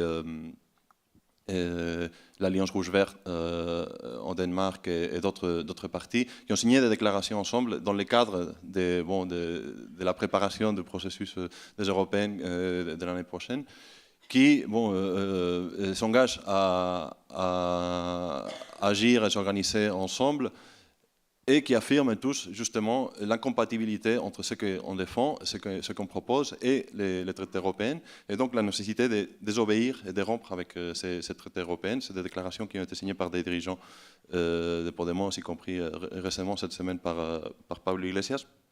Par rapport à l'euro, Podemos ne portait pas la sortie de l'euro dans son programme. Ce n'est pas un drapeau qu'on affiche ou c'est quelque chose qu'on réclame. Après, moi personnellement, je pense que ce qui a été montré dans les cas grecs, c'est que l'euro, ça peut être une arme très puissante au service du noyau le plus antidémocratique de l'Union européenne, c'est-à-dire la Banque centrale européenne et l'Eurogroupe, etc., qui ont utilisé au moment du gouvernement de Tsipras la liquidité et les paiements de la Banque centrale européenne comme un moyen d'étouffer ces gouvernements. Je pense que dans les cas grecs, les gouvernements grecs avaient deux choix à ce moment-là, soit créer sa propre monnaie. Évidemment, c'est quelque chose qui ne se fait pas en une semaine, c'est quelque chose qu'ils auraient dû préparer depuis le début, et je pense que c'est une bonne partie de leur manquement, c'est ces manques de préparation face à ce conflit, ou bien se soumettre aux impositions de l'Eurogroupe comme ils ont fait. Donc je pense qu'il faut avoir conscience de ces problèmes sans nécessairement faire une vertu ou un but, le fait de sortir de l'euro, c'est que savoir que l'euro, ça peut être, ou c'est aussi une arme qui est contrôlée par peut-être nos ennemis. Voilà. Merci beaucoup. Il y avait une question par rapport à l'État et au rapport de l'État, enfin notre rapport, enfin les rapports des mouvements sociaux aussi à l'État. L'État parfois perçu comme un ennemi.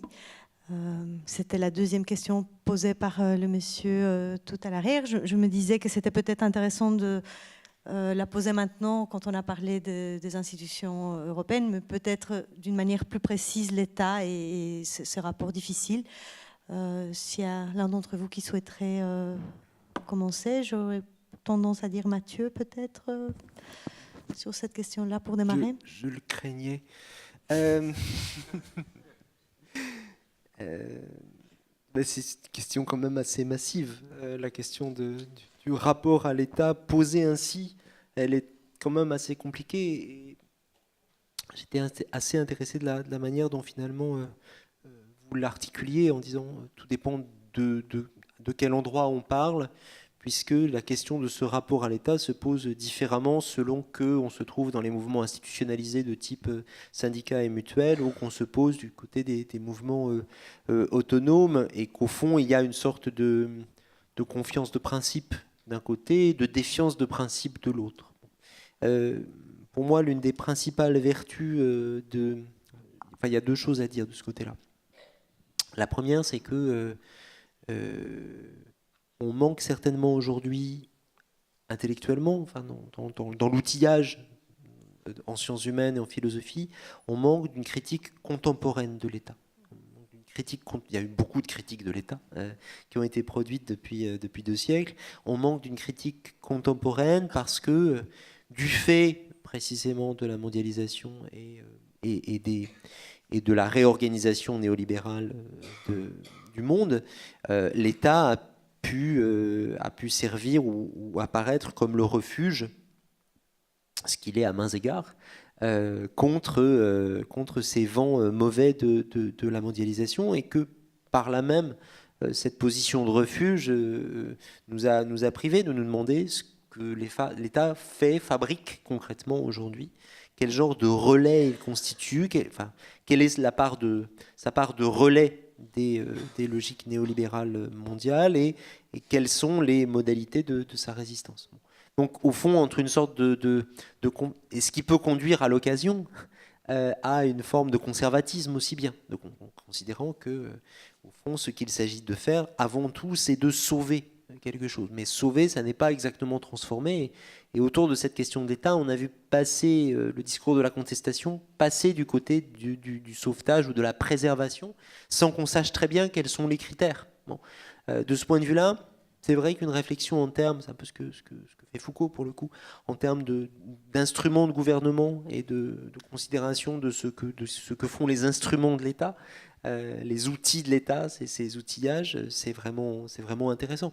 Quand on voit ce que fait en France l'aide sociale à l'enfance aujourd'hui, en termes d'accueil ou plutôt de non-accueil des mineurs isolés, on a plutôt envie de considérer que la préservation ou le sauvetage de ce qui se fabrique là n'est pas une priorité, qui a réinterrogé la manière dont ces outils-là fonctionnent. Mais voilà, moi j'aurais tendance à avoir envie de défaire cette unité un peu hypnotique de l'État avec un E majuscule pour considérer pièce par pièce, segment par segment et secteur par secteur ce qu'il en est et ce qu'on peut faire aujourd'hui autour de cette question. Sinon, on est renvoyé à des positions qui sont quasiment des positions identitaires. C'est ça que je veux dire. Enfin, identitaires, entendons-nous. Des positions d'identité. Je suis de tel endroit, donc mon rapport à l'État est tel et tel. Ce qui ne raconte pas grand-chose, en fait, du fonctionnement de l'État aujourd'hui. Merci beaucoup. Eric Je crois que c'est important de constater qu'il y a un caractère de classe de l'État. Ça apparaît peut-être comme une notion ancienne. Quelle est réellement sa pertinence? Je crois qu'elle a beaucoup de pertinence. Qu'est-ce que je veux dire par là? Quand Macron arrive en parlant de la République en marche et même de la révolution au gouvernement, il arrive à la tête d'un appareil d'État qui est du camp de la classe sociale qu'il représente. Il vient de la banque Rothschild, il défend toute une série de politiques qui approfondissent les attaques contre ceux d'en bas, et il fait une série de cadeaux aux grandes entreprises. Par contre, quand un gouvernement comme celui d'Allende ou de Syriza arrivent au gouvernement, ils arrivent au gouvernement dans un environnement de l'État qui est hostile. Et soit ils s'y adaptent et là, ils normalisent, soit, à partir de la position du gouvernement, ils commencent à essayer de combattre la nature de classe, la nature sociale de cet État, son caractère autoritaire, vertical, et ça c'est l'aspect dialectique et contradictoire, à partir du gouvernement, faire des changements radicaux, donc une intervention forte, mais par exemple pour redonner du pouvoir ou donner du pouvoir à la société. Par exemple, en matière de banque, pour moi, un gouvernement réellement de gauche qui accéderait au pouvoir gouvernemental devrait, par la voie légale, socialiser le secteur bancaire, pas l'étatiser. C'est-à-dire transformer par exemple le secteur bancaire en un service public et faire en sorte que les citoyens et les citoyennes du niveau local contrôlent ce service public bancaire. Donc c'est à la fois une force de gauche, si elle est réellement d'une nature sociale différente de ceux qui se sont succédés au pouvoir et veut que la majorité sociale, que ceux et celles d'en bas puissent faire réaliser des avancées, ce gouvernement de gauche doit commencer à déconstruire cet État. Et il sera dans un affrontement avec toute une série de structures de cet État, avec la Banque centrale, avec l'administration des finances. Mais si on veut des changements radicaux dans l'enseignement et dans la politique sociale, il y aura aussi des affrontements avec les hauts fonctionnaires des ministères compétents qui sont habitués à autre chose. Et donc c'est tout ça. De nouveau, la normalisation ou pas. Il y a une tendance de force de gauche qui arrive au gouvernement d'essayer de se faire accepter par un corps organisé, très organisé, qui n'en veut pas, qui n'attend qu'une chose, c'est le renoncement de ceux qui sont au gouvernement ou leur adaptation à ceux-ci. Et là, il ne suffira pas d'une question d'éthique. C'est très important, évidemment, de refuser des privilèges, etc. Mais il faut une orientation politique. Il faut prendre des décisions qui ne sont pas simplement de la nature de « je vais mieux gérer les affaires publiques sans faire de corruption, en faisant des audits, etc. » Il y a des changements radicaux à prendre. Et ça impliquera rapidement des affrontements qui peuvent être favorables aux intérêts de la société si cette même société, à savoir la population, s'organise et participe au processus. Et donc s'il y a une dialectique entre gouvernements qui veulent le changement et appui populaire par rapport à tous ceux qui bloquent le changement. Merci. Il y avait une autre intervention de la part de Mathieu ou... Oui, rapide. Je trouve que... alors je suis assez d'accord pour opposer Emmanuel Macron et Salvador Allende. Pour autant, je pense que les choses sont plus compliquées en ce sens que, par exemple, les premières difficultés sérieuses qu'Emmanuel Macron a rencontrées, c'était avec son état-major.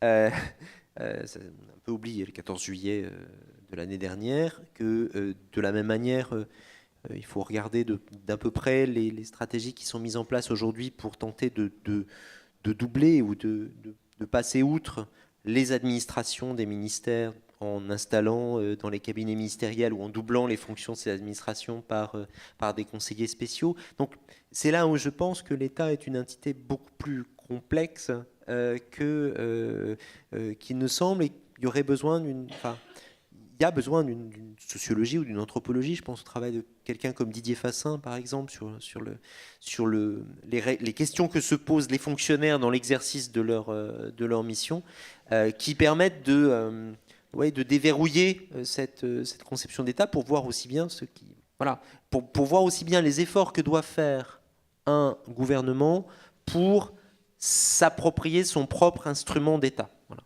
Et les efforts considérables. Il y a vraiment une part considérable du travail gouvernemental consiste à essayer de faire en sorte que son État, quand bien même un certain nombre de hauts fonctionnaires sont effectivement sur la même ligne politique que le gouvernement, que son État ne lui échappe pas. Merci beaucoup. Il y avait encore une question par rapport à la séparation entre mouvements sociaux et partis, mais il me semble qu'il y a eu déjà des éléments de réponse dans l'intervention d'Éric Toussaint. Donc, je vais prendre peut-être une dernière question. Malheureusement, nous touchons à la fin de le temps qui nous reste. Donc, j'essaye de voir. Voilà, donc, j'essaye de voir à qui je vais donner la parole. Voilà, donc je vais donner la parole à monsieur ici, de la deuxième rangée, avec le t-shirt foncé. Et je suis vraiment, vraiment désolée de ne pas pouvoir aller plus loin, mais le temps, malheureusement, touche à sa fin. Merci. Bonjour, donc je voudrais juste rapidement revenir sur l'expérience de Syriza sans m'y attarder, mais je pense que ce que cette expérience montre, c'est que malgré les bonnes intentions des uns et des autres, l'échec, il y a eu un échec qui est vraiment patent, et ça pourrait peut-être, ça a été dit d'ailleurs dans certaines interventions rapidement, mais on pourrait y revenir un petit peu, c'est que ça démontre le fait que l'État, le pouvoir politique de manière générale, durant toutes ces dernières décennies, a été complètement dépossédé de son pouvoir économique, de tous les leviers qui existent en la matière, et qu'aujourd'hui il se retrouve totalement impuissant. Donc, ce que ça pourrait peut-être dire, c'est que dès lors, la normalisation, les différentes formes de normalisation auxquelles on assiste, serait peut-être la conséquence du fait d'avoir placé autant d'énergie, autant d'espoir dans la seule conquête du pouvoir au sein du champ politique, au détriment de la prise de pouvoir dans d'autres champs, et en particulier du champ économique. Parce qu'aujourd'hui, par exemple, que font les mouvements sociaux pour prendre le pouvoir dans les entreprises, pour essayer d'y inverser les différents rapports de force? Et donc, est-ce que le fait de s'enfermer, de se laisser circonscrire dans la seule prise du pouvoir d'État, malgré son impuissance, ne serait pas une des causes, en tout cas, peut-être pas la seule, mais une des causes de cette normalisation? Voilà, merci. Merci beaucoup pour cette question. Je ne sais pas à qui je peux donner la parole par rapport à cette intervention. Peut-être qu'on peut profiter pour un dernier tour de parole. Alex? Oui, je pense que tu as raison. Mais quand même, je pense qu'en Grèce, justement, il y a eu des expériences très intéressantes depuis le début de la crise, des prises de pouvoir économique par en bas. Bon, toujours partielles, peut-être même marginales, mais quand on se souvient de la télévision publique grecque qui avait été occupée par des travailleurs après sa fermeture et qui avait été mis à nouveau à fonctionner sous le contrôle des travailleurs. C'est une expérience prodigieuse de prise de pouvoir à ce moment médiatique, de pouvoir de l'information par les gens auto-organisés. De la même façon, en réponse au mémorandum et à l'austérité, il y a eu énormément de mouvements sociaux qui ont auto-organisé la distribution de la nourriture, l'accès aux soins médicaux, et toute une autre série d'expériences que, bon, on serait un peu injuste de reprocher aux Grecs de ne pas avoir essayé. Évidemment, ça n'a pas été suffisant, mais je pense que c'est qu'en effet, on peut reprocher au gouvernement Syriza, c'est de ne pas assez savoir appuyer sur ce genre de mouvements, et même d'avoir entré dans une relation très conflictuelle et des fois même répressive de ce genre de mouvements, notamment par rapport à la télévision publique grecque. Mais je pense que, disons, les rapports entre ces expériences d'auto-organisation et l'État, y compris l'État qui a été occupé par une force qui se veut transformatrice, ne sont pas forcément des contradictions. Et que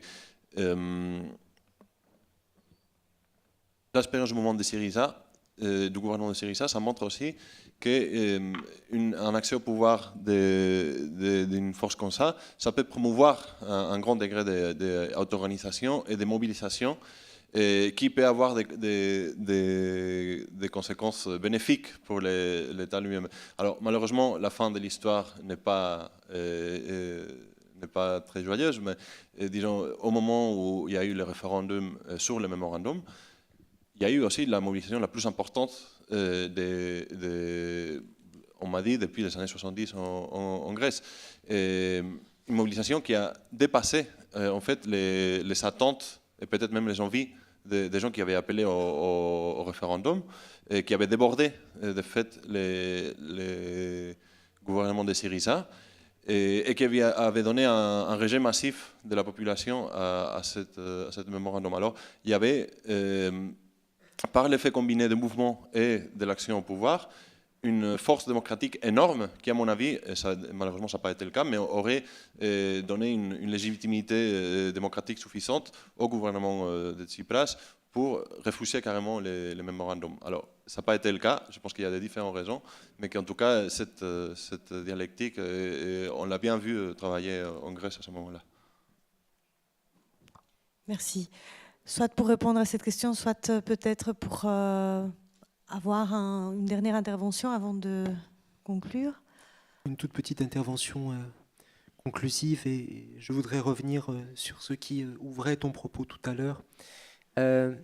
Rappeler tout de même que la contestation peut se normaliser, elle peut aussi être écrasée. Et l'expérience récente, enfin, c'est toujours important de savoir depuis quelles expériences on pense, et ce soir on a pensé autour de Podemos, autour de Syriza, enfin, quelque chose a tourné dans cet horizon-là. Moi, c'est vrai que j'ai une pensée pour la place Tahrir. J'ai une pensée pour ce qui s'est joué en 2011 et la manière dont les contestations ont été purement et simplement, dans la quasi-totalité des cas, pas la totalité des cas, la question tunisienne reste ouverte, mais très violemment, très puissamment écrasée. Et de ce point de vue-là,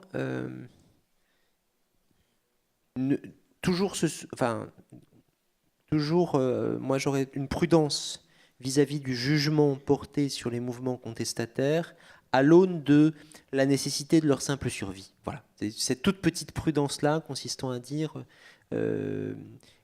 consistant à se souvenir qu'un mouvement contestataire se préoccupe de réussir, d'accoucher effectivement des objectifs qu'il se propose, mais aussi de tout simplement survivre. Et cette question-là, cette question minimale de la survie, me semble importante à noter, à souligner ce soir.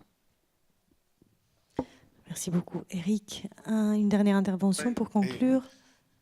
Oui, je pense qu'il y a quand même des éléments d'espoir dans le contexte dont on parle. On a commencé sur les résultats électoraux en Wallonie à Bruxelles, c'est déjà pas mal. On aurait pu avoir des lendemains de vote dans tout autre contexte et on serait du côté flamand, on serait moins heureux que du côté wallon ou bruxellois. Mais aussi penser au succès des propositions et de la campagne autour de Bernie Sanders aux États-Unis.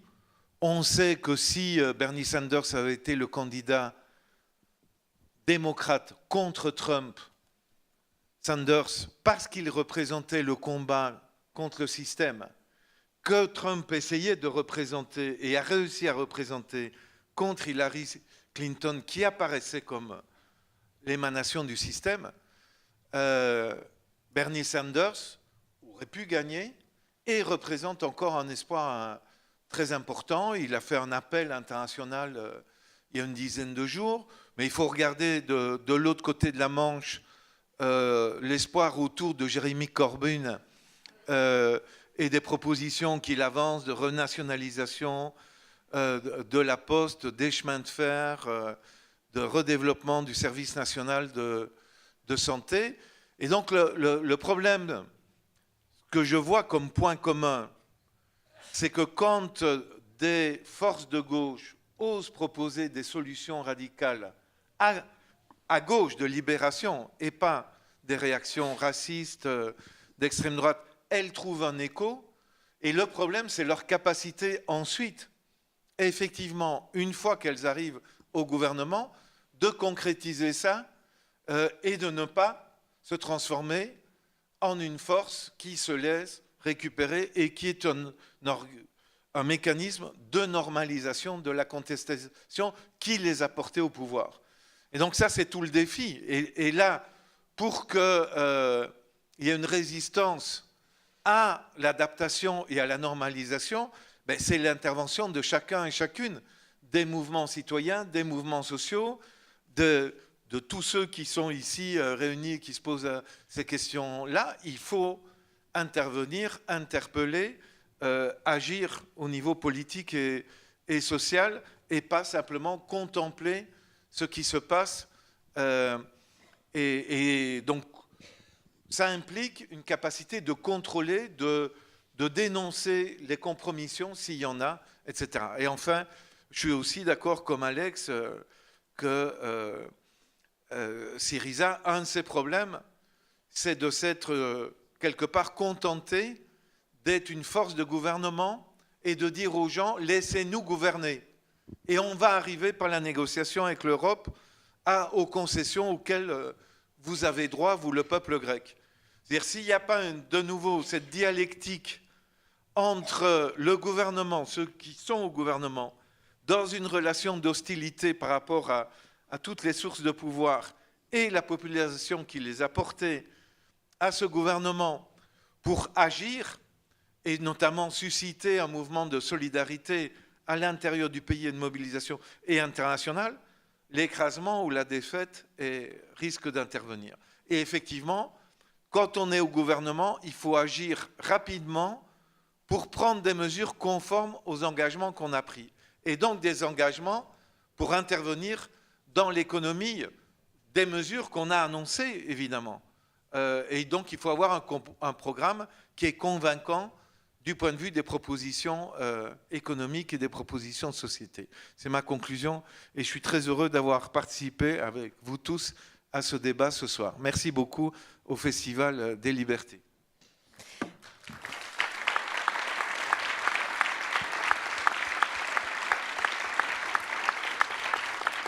Merci beaucoup à vous aussi. Merci à vous, notre cher public.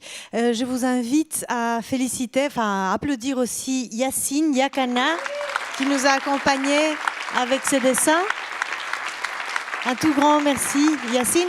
Je vous invite également à applaudir l'association Formation, Éducation, Culture, qui est partenaire dans l'organisation de ces débats et qui nous a permis, qui nous a accompagnés dans la structuration, la recherche des intervenants. Un tout grand merci à eux aussi pour avoir fait possible cette soirée. Je vous invite à découvrir la suite du programme. Je suis sûre que je vous reverrai à d'autres moments et profitez de la suite de la soirée. C'est pas encore fini. Au grand plaisir de vous revoir bientôt. Bonne soirée.